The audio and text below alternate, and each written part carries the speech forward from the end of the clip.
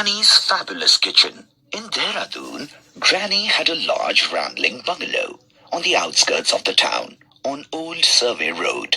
In the grounds were many fruit trees. If Granny was the best cook in the world, I was the boy with the best appetite. Every winter, when I came home from boarding school, I would spend about a month with Granny before going on to spend the rest of the holidays with my mother and stepfather. Granny had a gardener, Duki, who lived in the outhouse with his son Mohan.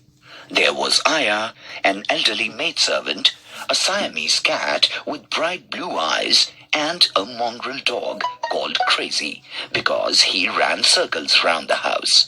Whenever Granny tried out a new recipe on me, she would wait for my comments and reactions, and then make a note in one of her exercise books. Roast duck was one of Granny's specials. Uncle Ken, Granny's nephew, had lost a job as a railway guard and had come to stay with Granny.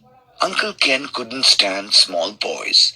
I enjoyed helping Granny and Aya with the washing up. While we were at work, Uncle Ken would take a siesta on the veranda or switch on the radio to listen to dance music.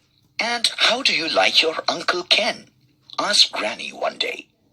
"I wish he was someone else's uncle," I said.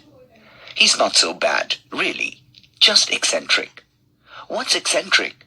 "Oh, just a little crazy." "At least Crazy runs round the house," I said. "I've never seen Uncle Ken running." But I did one day. Uncle Ken was attacked by a swarm of bees. He'd been smoking a cigar under a silk cotton tree, and the fumes had disturbed the wild bees in their hive. He fled indoors and leapt into a tub of cold water. He had received a few stings and decided to remain in bed for 3 days. "I didn't know Uncle Ken could run so fast," I said later that day. "It's nature's way of compensating," said Granny. "What's compensating?" "Making up for things. Now, at least Uncle Ken knows that he can run. Isn't that wonderful?"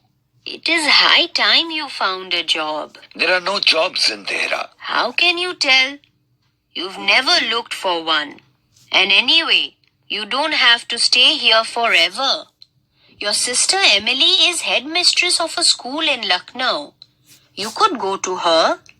She said before that she was ready to put you in charge of a dormitory. Bah! Honestly, Aunt, you don't expect me to look after a dormitory seething with 40 or 50 demented small boys. What's demented? It means crazy. So many words mean crazy.